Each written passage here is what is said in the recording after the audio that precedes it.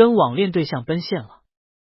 只是看着眼前男人熟悉的面孔，我人都傻了。见面之前，我幻想过无数次他的长相，甜美的、御姐的，甚至是普普通通的，我都能接受。毕竟我喜欢的是他这个人，无关其他。但谁能告诉我，他为什么是个男的？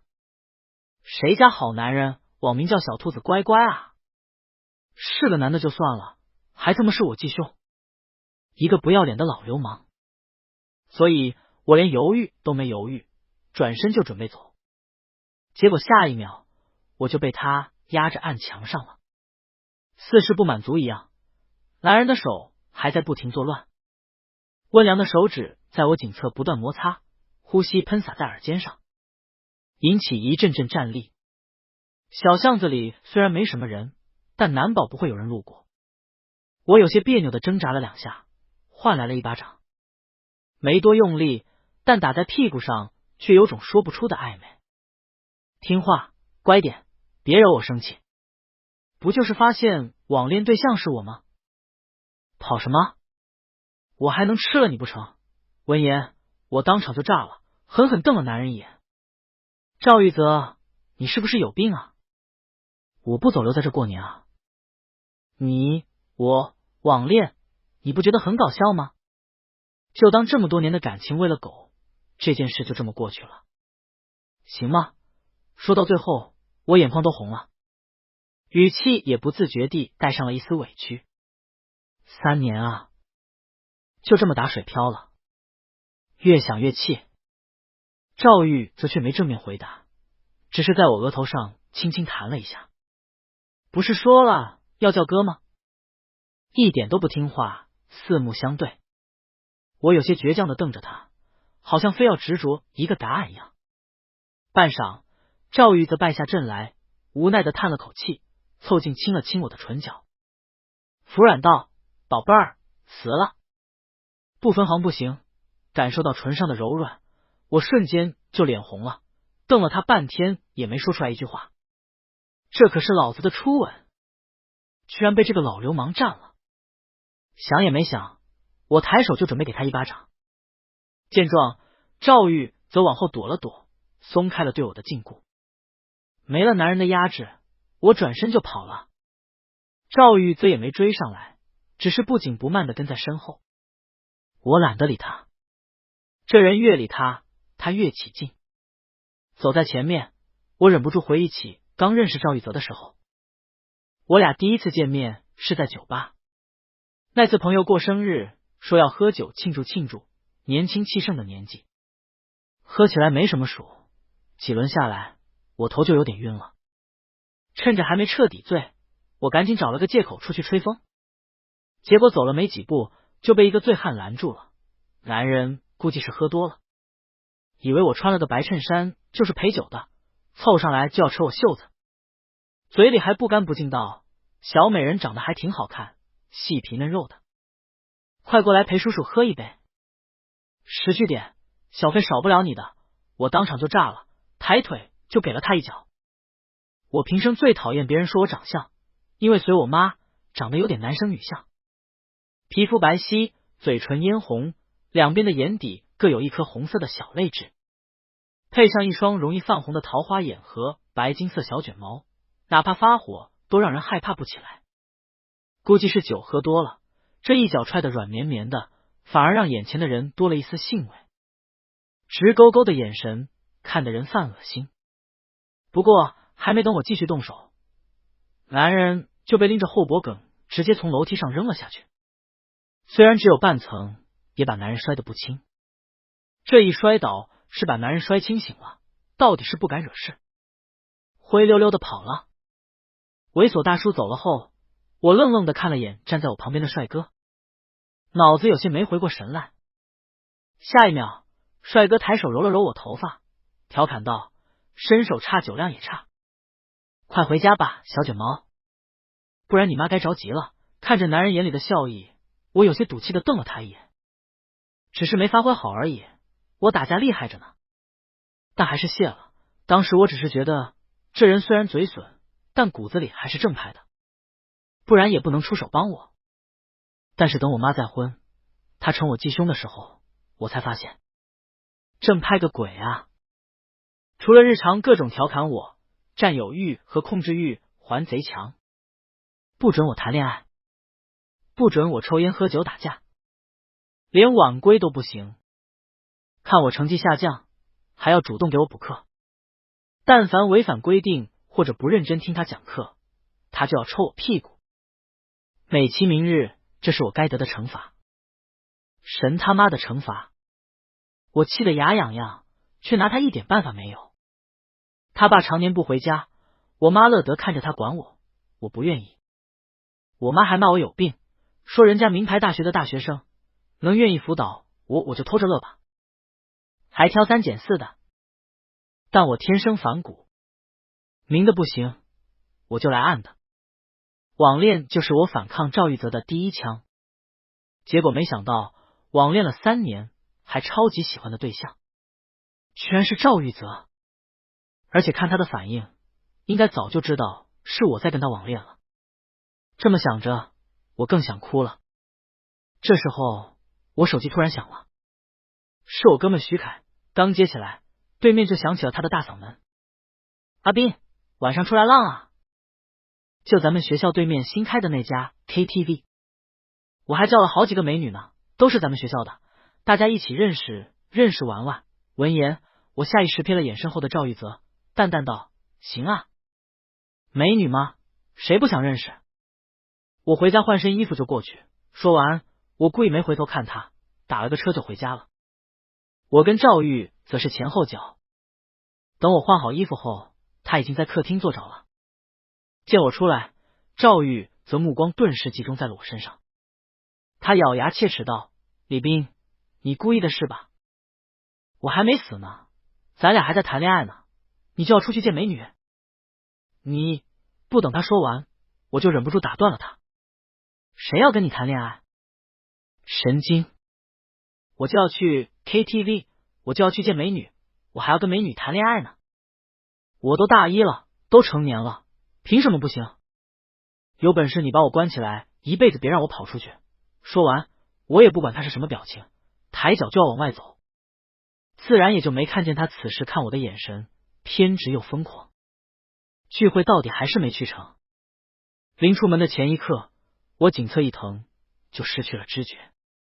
再次醒来后，屋里黑漆漆的，只有床边一点猩红，是赵玉则在抽烟。我动了动，不知道他又在发什么疯。似乎是发现我醒了，赵玉则起身打开了灯。灯亮的一瞬间，我人都懵了，一阵阵凉意滑上心头，让我忍不住颤了颤。这根本不是我的房间，这是哪？我想跑，但低头才发现，我浑身上下就只穿了一件白色衬衫，左脚脚踝还被戴上了脚铐锁在床角。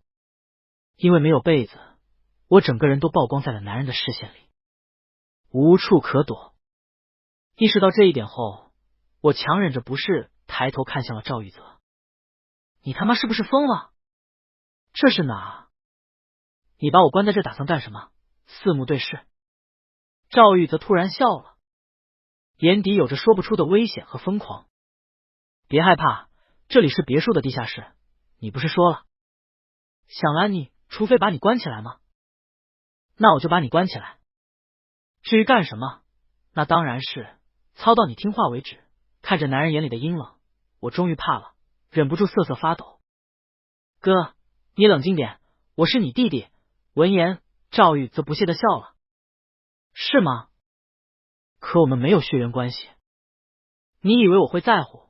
说着，他便轻身亲了上来，嘴唇被亲到红肿，细瘦的脚踝也被他抓在手里随意把玩。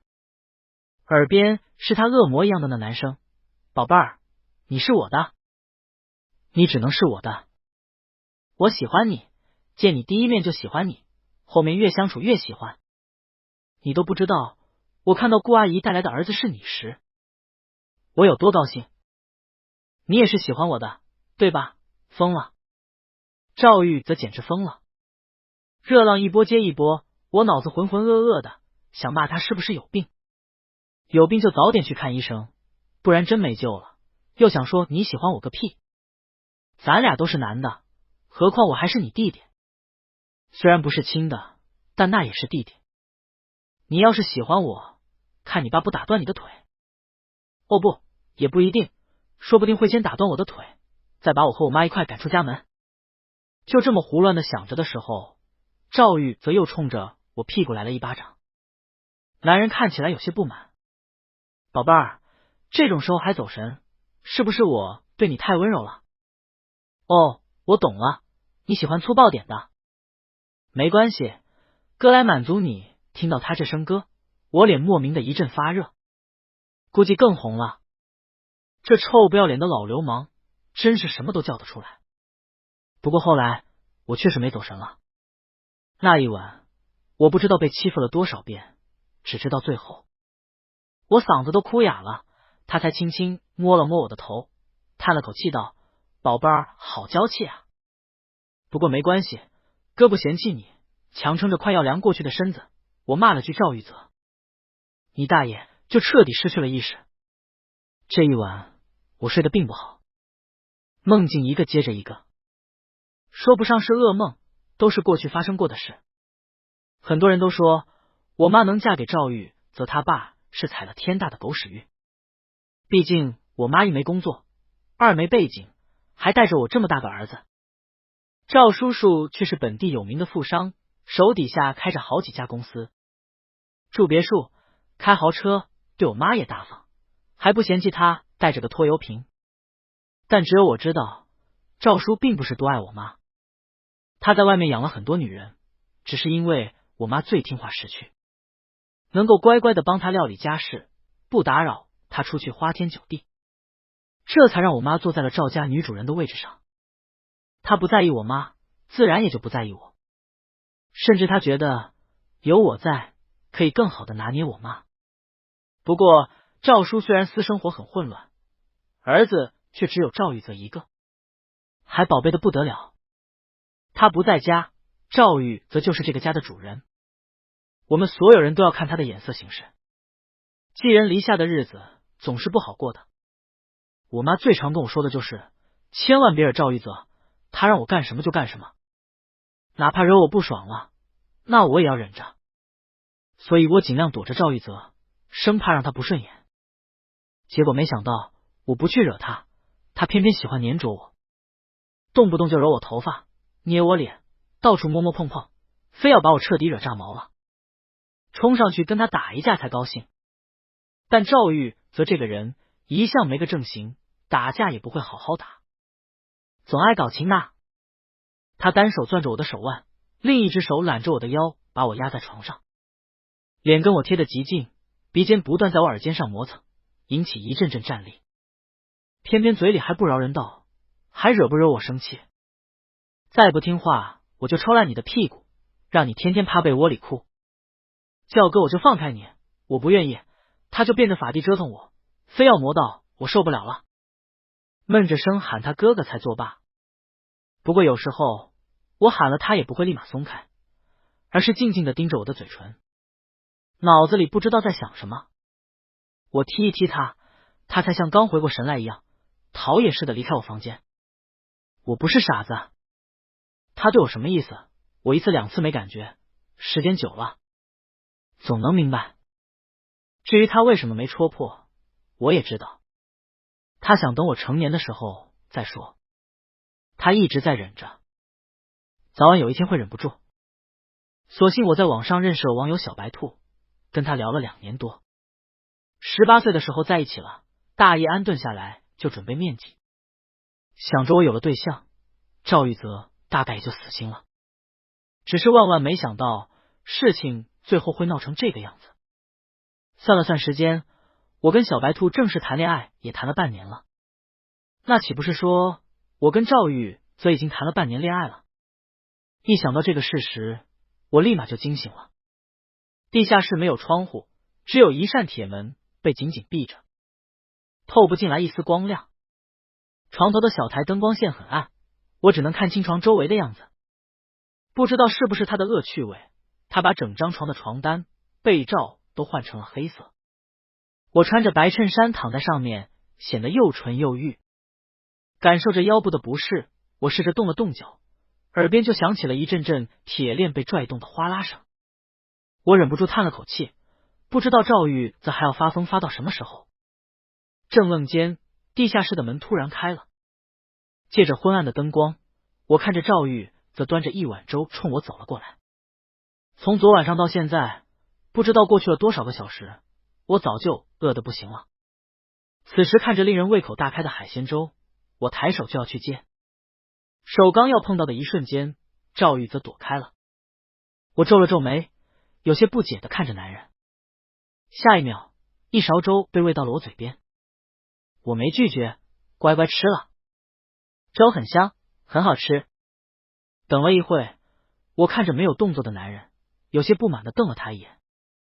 要喂快点喂，别磨磨蹭蹭的，像是被我这急躁的样子逗笑了。男人凑上来亲了亲我，笑道：想吃？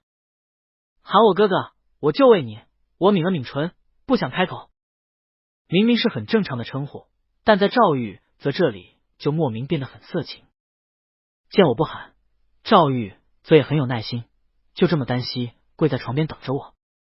这时候肚子突然叫了一声，我有些尴尬的瞥了眼赵玉泽，却被他抓包了。男人也不点破，而是故意装作纳闷的样子，笑着调侃我，都把我们宝贝儿的肚子饿响了呢。怎么，昨晚没喂饱你？我还是妥协了。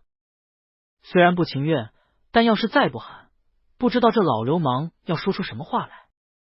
我只能破罐子破摔的喊了出来，哥哥。我好，你快点。闻言，赵玉则眼神沉了沉，没说话，但看向我的眼神却变得格外炙热，像是恨不得当场把我吃了一样。这顿饭吃得我心惊胆战，直到看着粥都被我吃完了，我才松了口气。结果下一秒，男人就突然吻了上来，说是吻，更像是撕咬。身体被压在床上，挣扎都挣扎不了。偏偏男人的手还不老实，单手箍着我的腰，隔着衬衣不停摩擦，又麻又痒，引起一阵又一阵的战栗。耳边是男人带着压抑的低喃声：宝贝儿，你吃饱了，哥还饿着呢，你心疼心疼哥。地下室里感觉不出时间，我只能从他来来回回的次数判断，大概过去了几天。看他这意思，是铁了心地想把我一直关在这了。我也没说什么，只是在他睡着后，偷偷看了眼他放钥匙的口袋。他以为我学乖了，放弃跟他置气了。实际上，我只是在算他什么时候不在家，准备离开这里，离开赵家。这天，他走之前，像往常一样凑上来亲了亲我，说他今天公司有会，要晚点回来，让我乖乖的。闻言，我愣了愣，也抬头亲了亲他，双手揽在他的腰间，我轻轻嗯了一声。赵玉则像是被我的主动惊到了一样，诧异的看了我一眼，但眼底却是藏不住的雀跃，连离开时的步伐都比平常轻快了许多。看着男人的背影，我忍不住苦笑一声。再见了，老流氓。算着时间，估计他已经彻底走远了，我才拿出刚才从他口袋里摸出的钥匙，把脚上的锁链打开。想了想，我还是把床单扯下来系在了腰上。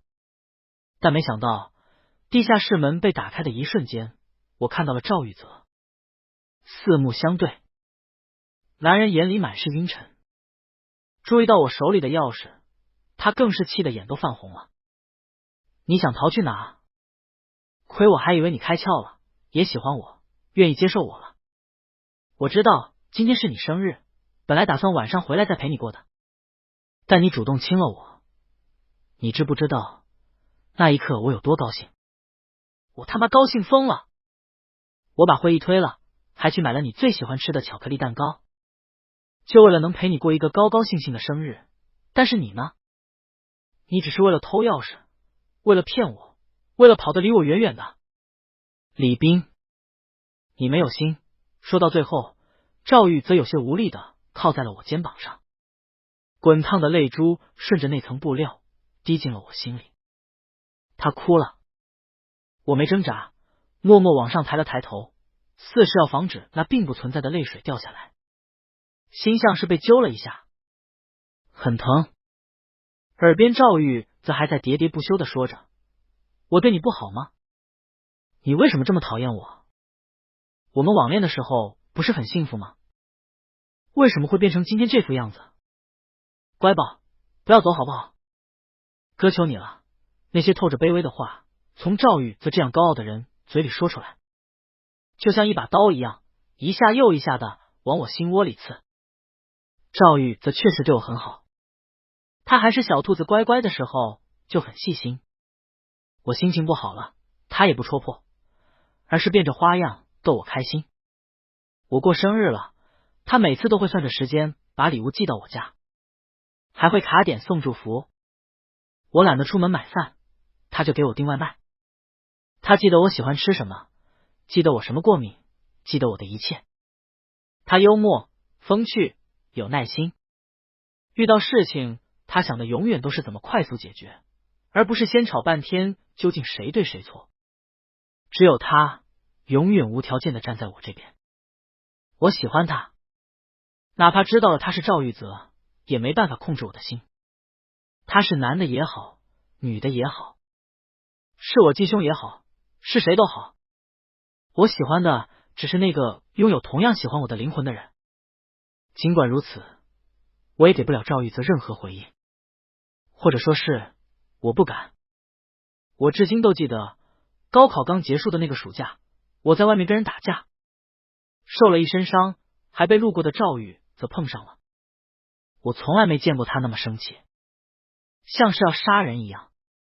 我以为他会冲上来劈头盖脸的骂我一顿，或者直接给我2巴掌。他把外套脱下来随意扔在地上的时候，我也是这么想的。但是下一秒他就冲进了人群里，把那群打我的混混全都揍进了医院。他不让我打架，自己却下手比谁都狠。我本来想打去嘲讽他2句，但酝酿了很久，我也只是轻轻扯了下他的袖子，哑着声音说：“哥，我们回家吧。”那天任由他拉着我的手，我哭了好久。那是我第一次在别人面前哭。从小到大，我爸妈天天打架，互相埋怨，连带着看我也不顺眼。他俩离婚后，更是谁都不想要我。要不是赵叔跟我妈说，让他带着儿子一起嫁过来，我妈估计都想不起我来。没有人会站在我前面为我出气，保护我。只有赵玉泽会，只有他。网上、现实里都只有我哥会站在我这边。可是后来这件事被赵叔知道了，他笑眯眯的拍了拍我的肩膀，说：“玉泽是独生子，没有兄弟姐妹，现在有了你这个弟弟，自然是觉得有意思，想体会体会哥哥保护弟弟的感觉。但是他不懂事，你要懂事啊。他对你这么好，你不能连累他。这次打架我就不说什么了，但是以后不要再依赖玉泽了，你们2个不是一个世界的人。他这么优秀，我不想他走入歧途。我的儿子，我没有别的要求，我就想他正常，你懂吗？你可不要带坏他，毁了他一辈子啊！正常，淡淡的2个字，却如千斤石一般坠在我心头，压得我喘不过气来。知子莫若父，赵玉泽喜欢我，被他爸看出来了。有钱人确实不一样，知道了也不会发疯，而是温温和和地给你施压，但每一句话都戳得你死死的。是啊，像赵玉泽这样的天之骄子，就该未来一片光明。娶一个门当户对的大小姐，生一个漂亮又聪明的孩子，有一个自己的小家。他能力强，长得好，要钱有钱，要地位有地位。他会成为让所有人羡慕的赵先生、赵总，而不是一个被人用异样眼光看待的同性恋。眼泪慢慢从眼角滑落，我轻轻推开了靠在我肩窝上的男人，淡淡道：“赵玉泽，我承认你对我很好，但也是因为这样，我不想拖累你。赵叔说的对，我这样的混子就只能带坏你。”我不等我说完，赵玉则就强硬的堵住了我的嘴。我想挣扎，他就单手抓着我的手腕压在头顶上，另一只手紧紧箍着我的腰，让我动弹不得。腿挤进我两腿之间，若有似无的摩擦挑逗。我有些难耐的偏了偏头，他就追上来亲我。灼热的唇在我脸上、颈侧乃至锁骨上不停点火，我死死咬着唇，生怕忍不住发出声来。赵玉则执拗的紧贴着我，仿佛要把我揉进他的骨血里。耳边是他带着狠意的声音：“我不想听，这些都是借口。你口口声声说不想带歪我，这是对我好，但你从来没想过我想要什么，我为什么要在意别人的眼光？什么路是对的，什么路又是错的？我告诉你，李斌，我喜欢的路就是对的路，是我先喜欢你的，从来都是我先主动的。我已经向你走了100步了，你只要回头就能看见我。你为什么不敢承认喜欢我？你是我的，你承认不承认都是我的，我不可能放你走。想都别想，明明是威胁性的话，却带着一丝颤抖。赌一把吧，自私一点吧。这种念头在我脑海里不断反复，像是被蛊惑一般，我也抬头吻上了他。这时候，一道突兀的女声打破了所有的暖昧。你们在干嘛？听着熟悉的声音，我浑身一僵，愣愣的看向了不知道什么时候站在我俩旁边的人。是我妈。对视间，她眼里满是惊诧、愤怒，还有恶心。我嘴唇张合了几遍，一句话都说不出来。但赵玉则就冷静多了，把我往他怀里一拉，就进了地下室。一门之隔，我妈像疯了一样在门外破口大骂，平常装出来的温和、高雅全都没了，只剩下对我的满满恶意。李斌，你给我滚出来！你个死变态，我怎么养了你这么个不要脸的玩意？你勾引谁不行？你勾引赵海的儿子，你想男人想疯了吧？早知道你有这种变态的病，我就不该带你进门，还不如送你去当鸭子，让你一个人死外边。后面他在骂什么，我也听不见了。赵玉则死死捂住了我的耳朵，眼底尽是阴冷。明明用手隔音的效果并不是很好，但不知道为什么，这一刻我的世界仿佛瞬间安静了，只有赵玉则嘴巴张合的样子。听不清他说的是什么，但凭借口型，我知道他在说别听。脏，我点了点头。他抛给我了一个安抚性的笑容，随即便一个人走出了地下室，把我留在了原地。大概是赵玉则他爸也回来了，外面的声音乱糟糟的，夹杂着几句混账逆子，我就不该让那个变态进门之类的话。想到这人，我不自觉的捏紧了袖子，有些紧张。可是下一秒我就愣住了。隔着门板，我听见赵玉则说，是我先喜欢他的，也是我主动掰弯他的，他从来都没做错什么，你们怪不到他。变态？他不是变态，是我，是你的宝贝儿子，我才是变态。我喜欢他，他喜欢我，我们两个正常谈恋爱，怎么就不行了？我们碍着谁了？你们凭什么指责他？你们自己的婚姻都过得乱七八糟，凭什么说我们的恋爱是不正常的？比起我们，你们虚伪、冷漠、暴力的婚姻才更扭曲，更让人觉得恶心。别忘了我妈是怎么死的。最后一句一出，对面顿时静了声。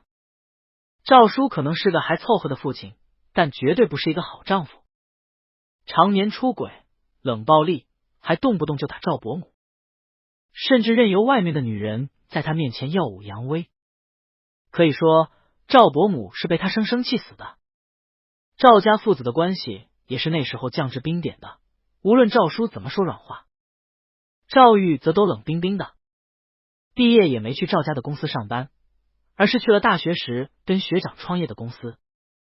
至于我爸妈，一个是极致的大男子主义，另一个是极端的利己主义。他们的婚姻比儿戏还儿戏。就是这样的人，居然在指点我们的感情，真是可笑。我坐在地下室门口，听着赵玉则一句又一句的反驳他们，眼眶有些酸酸的。他总是这样，无论发生什么事，都会主动挡在我面前。我被打了是这样，我被骗了是这样，就连出柜了，被父母冷眼相对时也这样。赵玉则这样的人，怎么会有人不喜欢？想到这，我紧了紧腰间的床单，打开门，伸手拽了拽赵玉泽的衣角，轻声道：“哥，别跟他们生气了，他们不值得。”顿了顿，我又开始继续说，但这次是对我妈说的。妈，你这么骂我，看不上我，无非就是觉得我破坏了你当豪门贵妇的生活吧？其实我喜欢谁，不喜欢谁，你从来都没在意过。现在已经这样了，你也没必要这么虚伪了。说些冠冕堂皇的话，你自己都不累吗？是的，我妈压根不在意我是不是同性恋，她只在意她自己。这次她发疯，无非是我影响到了她的利益，害她又要到处去找个有钱的新老公。这场闹剧最终还是收场了。赵叔跟我妈离婚了，像是为了报复我俩，表现他们身为长辈的权威。赵叔说要跟赵玉则断绝父子关系，说没有他这么丢脸的儿子。我妈则是一脸厌恶的瞪了我一眼，说早就该把我丢掉了，让我以后都不要联系他。尽管如此，从赵家出来的那天，我却觉得前所未有的轻松。我终于还是被抛弃了。我妈从我8岁的时候就想把我扔掉，现在我18岁了，她总算把我扔掉了。这么想着，我看了看身边的赵玉泽，忍不住抬头亲了上去，故意逗他：“哥，我现在可真就只有一个人了，你还要我吗？”闻言，赵玉泽笑了笑，眼神里是前所未有的坚定。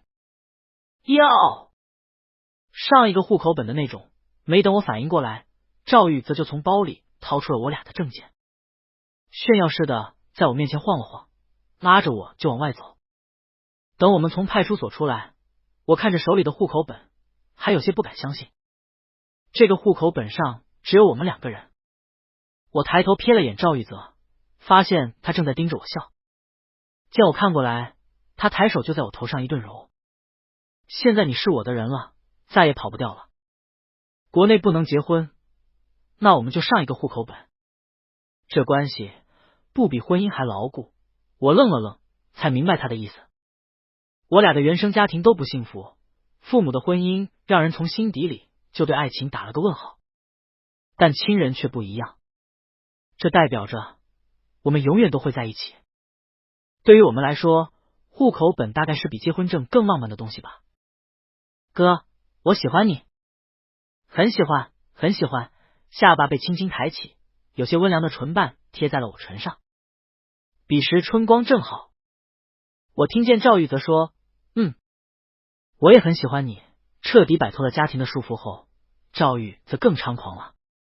他在我们大学周围租了个房子，白天他去上班，我去上学，晚上变着花样的欺负我，像是要把过去浪费的时间都赚回来一样。什么窗台 play、草莓 play、镜子 play， 全被他玩了个遍。每次都要折腾的我哭着喊他哥才肯罢休。等我期末考结束后，彻底放松了，我天天窝在家里打游戏。但我哥就不一样了，年底公司特别忙，加班到凌晨回来都是常事。这一来一往，给我哥憋出火来了。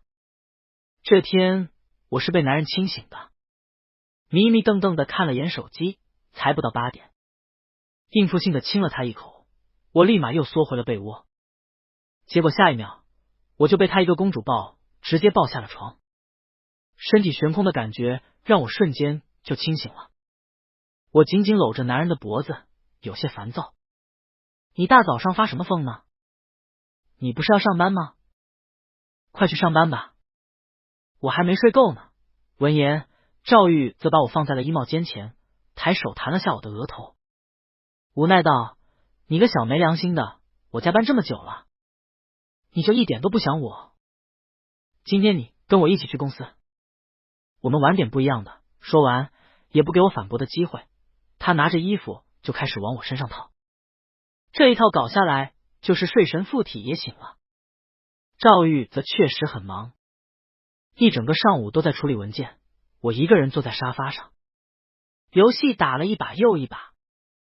正当我准备再开一局的时候，手机突然被人抽走了。我看着站在我面前的赵玉泽，伸了个懒腰。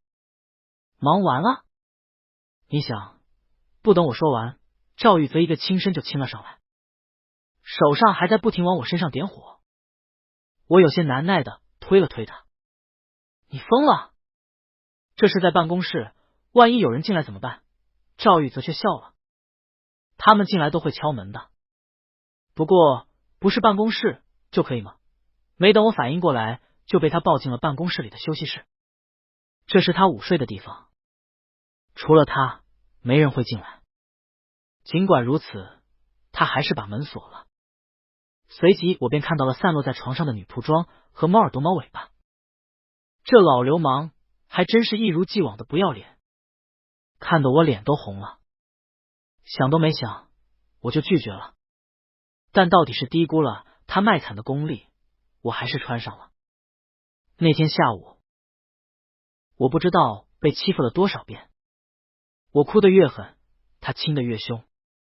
温热的呼吸喷洒在肌肤上，耳边是他一声又一声的呢喃：“宝宝，你好漂亮，我爱你。”听到这句话，我颤了颤，低头埋进了他颈窝里，闷声道：“我也爱你。”臭流氓！几年过后，赵玉泽的公司蒸蒸日上，一跃成为商界新贵。赵玉泽他爸最后还是妥协了，问赵玉泽什么时候回家。赵玉泽想都没想就拒绝了，还跟老头子说：“当时你怕跟我妈离婚，我妈分走你的财产，所以硬拖着他，把他活活气死了。后来你又看不上我这个同性恋，跟我断绝父子关系了。现在你生不出孩子来了，又想起我了，没用。我跟你说，你这辈子啊，就活该守着你那些钱财孤独终老一辈子。而我妈不仅没找到有钱的新老公，还被一个假富豪骗走了身上所有的钱，又来联系我，想让我拿钱给他。可惜电话都没打到我这来，就被赵玉泽拦下了。不是看不上我们吗？那就自力更生呗。当初是你们先不要我们的，现在你们后悔了，晚了，换我们不要你们了。后来时间又过了10年、20年、30年，我们的爱情从少年走到白头，却一如既往，从未改变。